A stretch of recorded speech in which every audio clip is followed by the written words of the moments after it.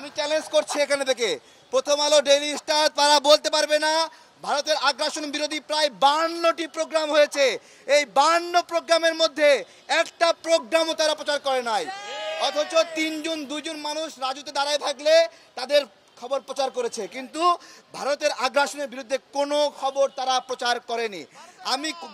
আমাদের প্রশ্ন হলো, লেজটা কোন জায়গায় বাঁধা? আপনাদের লেজ কোন জায়গায় বাঁধা রেখে এসেছেন যে ভারতের বিরুদ্ধে নিউজ করতে পারেন না? আজকে প্রথম আলো এবং ডেইলি স্টারের বিরুদ্ধে আমাদের এখানে দাঁড়ানো, তারা যেন তৌবা করে। আজকে বিকাল 3টায় এই তৌবা নিয়ে আলোচনা হবে যে তাদের তৌবা কবুল করা হবে কিনা, তাই না? তৌবা কবুল হবে কিনা। এবং আরো অনেক বিষয় রয়েছে। আমরা বিভিন্ন সময় গুম খুনের শিকার হয়েছি। ইলিয়াস ভাই আমাদের চোখ খুলে দিয়েছে যে গুমের পিছনে কতটা প্রথম আলো জড়িত। এবং জঙ্গি বিষয়ে যে একটা নাটক আপনারা শুনে থাকবেন যে একটা থানাতে বোমা হামলা হয়েছে, ওই থানায় বোমা হামলায় যাদেরকে গ্রেপ্তার করলো তাদেরকে নাকি 3 দিন আগেই গ্রেপ্তার করে রেখেছিল। দেখেন জঙ্গি নাটকগুলো সাজিয়েছে কিভাবে। 3 দিন আগে গ্রেপ্তার করে রাখা মানুষ কিভাবে থানায় বোমা হামলা করে বলেন তো? এগুলো এক একটা জঙ্গি নাটক কিভাবে হয়েছে আমরা সবই জানি। এখানে বাংলাদেশের শুধু প্রথম আলো, ডেইলি স্টার না, আরো কয়েকটা গণমাধ্যম আছে নিয়মিতভাবে দিল্লির প্রেসক্রিপশন বাস্তবায়ন করে, নিয়মিতভাবে দিল্লির কথাগুলো তাদের মাধ্যমে প্রচার করে। এবং বর্তমান সরকারে আমরা সবাই দেখছি এই প্রথম আলো এবং এই যে ডেইলি স্টারের যে গোল টেবিল আলোচনা, এই তাদের যে ক্লাব, এই ক্লাবের লোকেরা এখানে জায়গা পেয়েছে।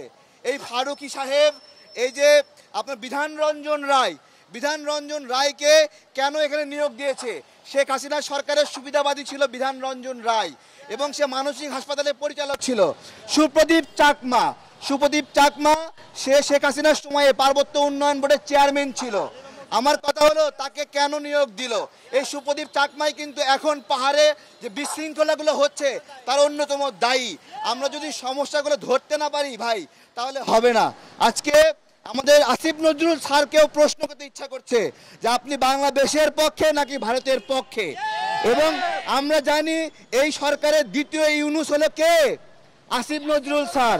যে আসিফ নজরুল স্যার হলো দ্বিতীয় ইউনুস সাজার চেষ্টা করছে এবং উনি এই প্রথম আলো, ডেইলি স্টার কোরামের লোকদেরকে নিয়োগ দিচ্ছে এখানে উপদেষ্টা বানিয়ে আমাদেরকে। এই বিপ্লবের অনেক সহযোদ্ধা এই বিপ্লবে অংশগ্রহণ করেছে, হাত পা হারিয়েছে। ওই উপদেষ্টার শপথ গ্রহণ অনুষ্ঠানে তারা দাওয়াত পায় না। ওই যে সেনাকুঞ্জে মিটিং হয়, ওখানে বিপ্লবের অংশীদাররা দাওয়াত পায় না। ওইখানে প্রথম আলো, ডেইলি স্টার দালালরা দাওয়াত পায়।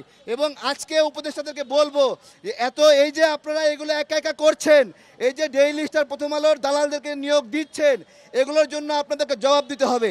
যতক্ষণ বন্ধুর মতো থাকবেন আমরা বন্ধুর মতো হেল্প করব।